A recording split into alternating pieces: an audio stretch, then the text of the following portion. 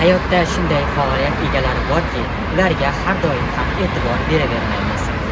Ular egallab turgan kasbni kasb ham deb atash noloyiqdek tuyuladi. Menimcha bu kasbni oraliqdagi, ya'ni vaqtinchalik kasb deb atash o'rinli. Chunki ular bu yo'l orqali boshqa bir yuqori lavozimlarni egallashlari mumkin albatta. Ularning qalbida og'riq bo'lsa-da, sizu bizga kulib xizmat ko'rsatishga majburdirlar va ko'pincha buning uddasidan chiqishadi. Ha, sezganingizdek, bular ofitsiantlar. O'zbekchasiga girgitton deb ataluvchi bu faoliyat egalari garchi o'rinsiz tuyulsa-da, aslida yetuklik cho'qqisiga erishishning boshlanishidir.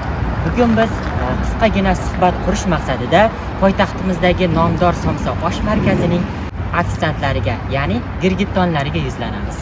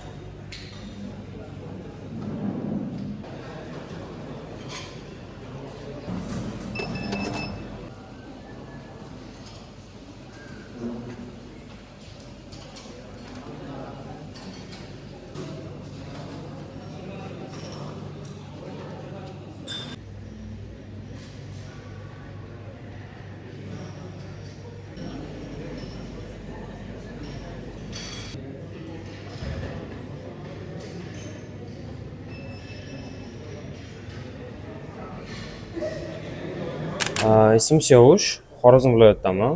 Nomdor osh markazida 1 oydan beri ishlayman. Toshkent davlat iqtisodiyot universitetida buxgalteriya hisobi fakultetida o'qiyman. Assalomu alaykum. Men ismim Behruz, men Buxorodanman. Nomdor Somsa osh markazi hozir 2 yildan beri ofitsiantlik qilaman.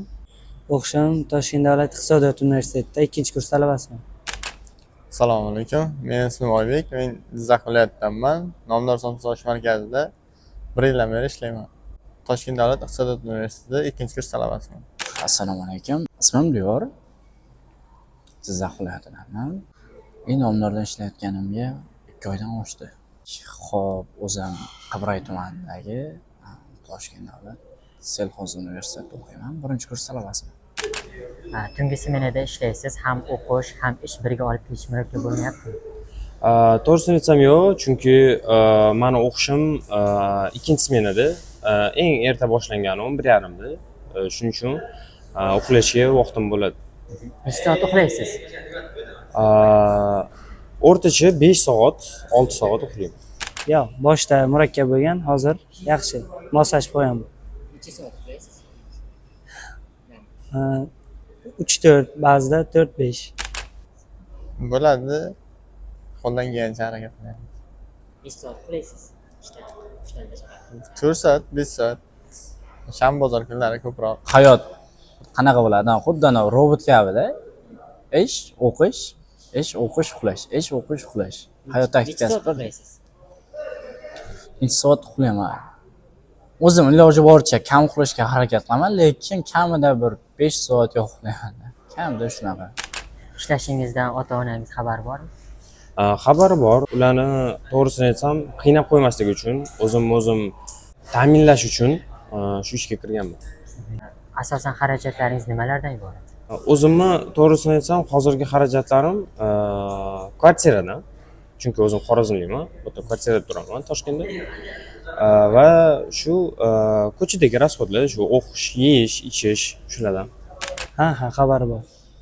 Asosan xarajatlaringiz nimalardan? Xarajatlarim shu o'qishdagi xarajatlar bo'ladi. Ko'chada. Albatta, xabarlar bor. Asosan shu kvartira, shu o'qishga o'zimiz yeb ichishimiz, kiyim, kechak, o'qish. Qanday xarajatlar bo'lsa, hammasi o'zimiz to'plab yuribmiz. Da xabari bor. Nima ishlashim. Jamchalik bilmaydi-ku, cheres chiqaman deganman. Agar har kuni chiqadigan bo'lsam, u ham o'qish, ham ishlash juda. Asosiy xarajatlarim, avvalambor o'zim oldimga qo'ygan maqsadlarim bor. Birinchi navbatda shu o'qishga ketadi, boshqa hech narsa emas. O'qish, o'zimga o'qish, o'sha hayotimni, kelajagim uchun sarflayman. Kontraktingizni o'zingiz to'laysizmi yoki ota-onangiz? Yordamlashishadi, lekin ko'p miqdorini o'zim to'layman. Topgan daromadingiz xarajatlaringizni to'liq qoplayaptimi? To'liq qoplayapti, chunki beradigan puli, ya'ni bizani oyliklarimizni yaxshi. Yo'q, kontrakt hozirgi vaqtda o'zim. Ha, yetib turibdi, xudoga shukr. Yo, uydagilar to'laydi. Aha, albatta yetib turibdi o'zimga, xarajatlarimga. Yo'q, grant tizimi yo'q, kontrakt tizimi emas. Da, lekin u grant tizimi bo'lgani bilan yaqinda birinchi semestrlar tugadi, o'shani hisobiga stipendiya hozir yanvar oyidan beri olganim. Ofisant bo'lib ishlash oson ishmi, qiyin ishmi sizningcha? Xo'p, qiyinchiliksiz ish bo'lmasa kerak. Hamma ishda qiyinchilik bo'ladi. Lekin kollektiv yaxshi bo'lsa qiyinchilik bilinmasa kerak. Chunki bizani nomdor osh markazimizda kollektivimiz juda inoq, bir-biri bilan yaxshi, muomalasi zo'r, shuning uchun ham qiyinchiliklar bilinmay ketadi. Hamma ish ham o'ziga yarasha qiyinchilik bo'ladi. Boshda qiyin bo'ladi, keyin moslashib ketsa bo'ladi. Osonligi nimada? Misoli, faqat shu zaka solamiz, klientlar bilan yaxshi muomala qilamiz. Oson bo'lib qolgan o'zi. Endi boshqa ishlarga qaraganda osonroq. Osonligi nimada? Masalan, bitta tik oyoqda yurgan bilan baribir boshqa ishlarda odam ozgincha qiynaladi. Bunda faqat oyoqda turib bersangiz bo'ladi. Jismoniy mehnat tomonidan ancha osonroq. Men bu sohaga o'zi qiziqishim bor, ozgina. Qiziqishim bo'lgani uchun har kuni nimalardir qilishga, nimalardir yangilik yaratishga harakat qilaman. Bir xil tizim bo'ladigan bo'lsa, odam o'zi bezlab qoladi, ham yoqmay qoladi, har xil vaziyat bo'ladi. Lekin o'zim ishimdan o'zim qoniqishga harakat qilaman. Sababi birinchi o'rin menga ko'plar hamma har xil aytadi, bunaqa qaraysan, bunaqa qaraysan, yo'q degan narsalar bo'ladi. Lekin atak o'zim uchun shunchaki kayfiyat uchun birinchi o'rinda u ish emas, shunchaki muloqot birinchi o'rin, keyin ish o'shanaqa. Har bitta soha insonga ma'lum darajada dars beradida, tajriba beradi. Bu faoliyatingiz sizga nimalar berdi? Nimalarni o'rgatyapsiz? Odamlar bilan kommunikatsiya qilishni o'rgatdi. Odamlar bilan yaxshi chiqishish, muomalani to'g'rilash, to'g'risi shular yaxshi bo'ldi. Mijozlar bilan bo'lgan munosabatda sizga ko'proq nima xalaqit beradi? To'g'risini aytsam, shevam o'zbekcha, o'zi Xorazm shevasi bilsangiz, vashi boshqacha. Xorazm shevasida gapirsangiz, Toshkentda odamlar tushunmaydi, boshqa viloyatliklar tushunmaydi. Ozgina shu baryer bo'ladi. Bu faoliyatimda men ko'pgina har xil odamlar ko'rdim. Ular bilan qanaqa muomala qilish kerakligini, qay tartibda va tartibli rejimga o'tdim. Uyqu bilan kelish masalasi, hammasi bilan moslashib ketdik. Mijozlar bilan bo'lgan munosabatda men Buxorodanman, Sheva tomonlaman. Bu faoliyatda shu muloqot asosan odamlar bilan qanday muloqotga tez kirishuvchanlik. Yo'q, hech qanday xalaqit yo'q. Masalan, insonlar bilan muloqotda o'sha fikr almashuvchanlik o'rgansa bo'ladi, odamning qanday ichki dunyosini. Birinchi navbatda insonlar bilan bo'lgan har xil insonlarni ko'rasiz. Bir kunda misol uchun 100 ta klient bo'ladigan bo'lsa yoki 50 ta, 60 ta klient keladigan bo'lsa, 50 xil odamni 50 xil fikr eshitasiz. Hammasi har xil. Ba'zida lekin shunday ishimdan bezib ketgan holatlarim bo'ladi. Ketib qolishga majburan bo'lib qolaman, yana qaytib, yaxshi ko'rganman shu ishimni yana qaytaman. Xizmat ko'rsatish jarayonida mijozlar bilan bog'liq qanday holatlar ko'proq uchraydi sizda? Boshqa zakaz urib olish ko'proq uchraydi. Boshqa stol tanlab olish shunaqa bo'lib qoladi. Ora-orada bo'lib turadi. Jahlingiz chiqqan vaziyatda qanday yo'qsiz? To'g'risini aytsam, ishda jahl bilan ish yuritib bo'lmaydi menimcha. O'zi og'ir bosib bo'lish kerak ishda yurganda. Baribir klient всегда прав deydi. Shuning uchun klientlarga yaxshi muomalada bo'lib, shu jahl chiqsa ham shu o'zlarimizni ichimizda tutib olamiz. Yoqmaydigan narsa duch keladigani ba'zida klient aytgan osh yoki somsa yo shashlik tugab qoladi. O'sha payt tugadi deb aytgan payt klient agar xohlab kelgan bo'lsa o'sha narsani topib bera olmaslikda. jahlim chiqib ketgan vaziyatlarda iloji boricha o'zim bosishga harakat qilaman, chunki baribir bu yer ish har xil vaziyat va har xil odamlar bo'ladi. Qanday holat? Masalan, ko'ngilsiz voqealar bo'ladimi? Ha. Manda bo'lmadi, lekin hali shu paytgacha ko'ngilsiz biror. Jahlingizga chiqqan vaziyatlar bo'ladimi? Ofitsiant anondami? Bo'lib turadi ba'zi paytlar. Shunda qanday yo'l tutasiz? Endi nima qilasiz? Klient ustiga biravdingmi-ki?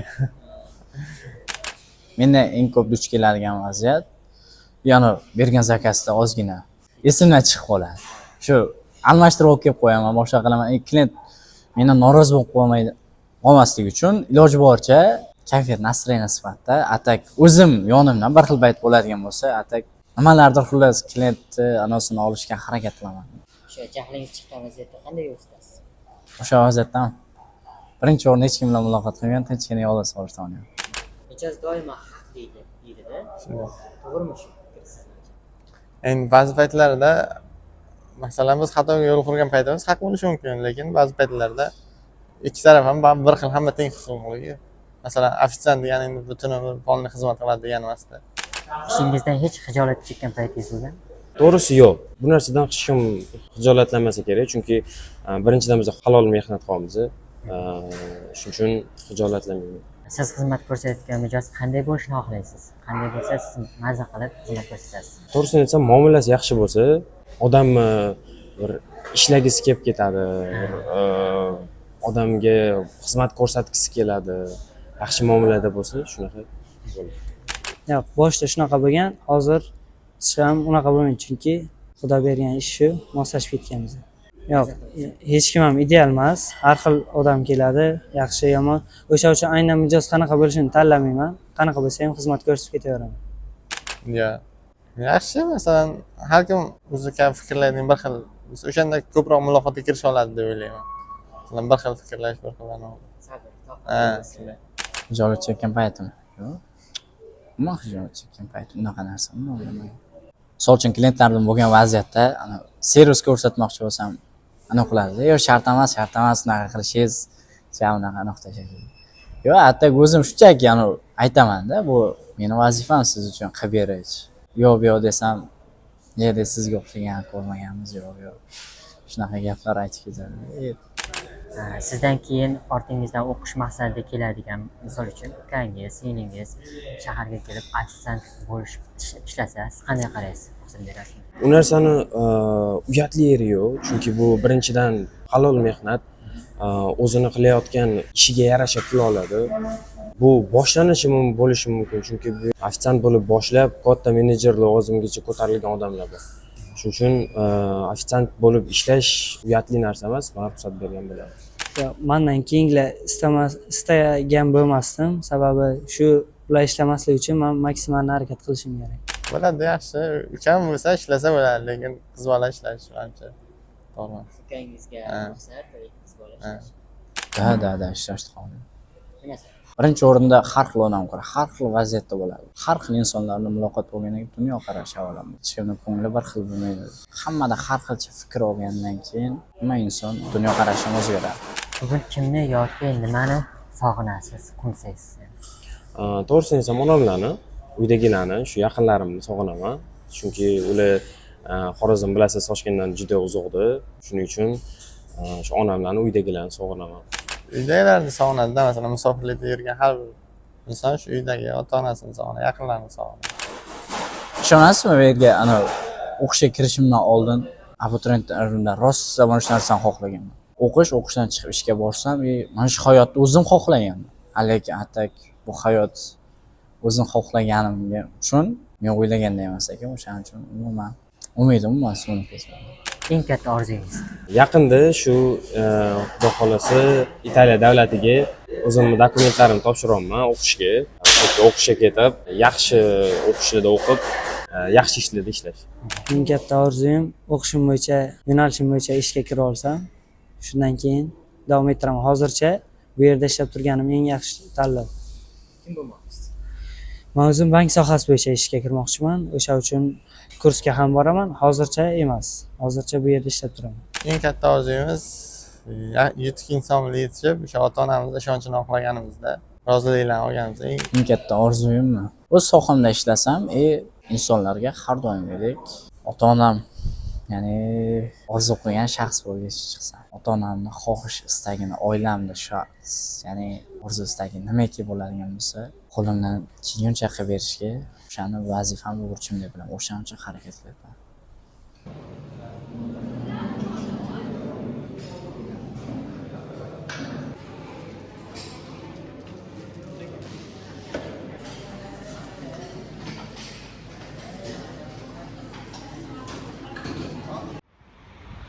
Mana qadrli kuzatuvchilar, qisqagina suhbat davomida ularning fikrlarini eshitdik. Tabib emas, boshidan o'tkazgan tabib deganlaridek, ularni tushunish uchun girgitton bo'lib ishlab ko'rish kerak nazarimda. Ular bugun havas qilib emas, balki kam bo'lsa ham oilasiga yordam bo'lishi uchun majburlikdan mehnat qilishmoqda. Tushunarli qilib aytadigan bo'lsak, bu sohada yerdan chiqqan qo'ziqorinlar emas, balki bugun g'ururini, orini ichga yutib, sabr qilib, yetuk marralarni ko'zlagan buyuk shaxslar faoliyat ko'rsatishmoqda.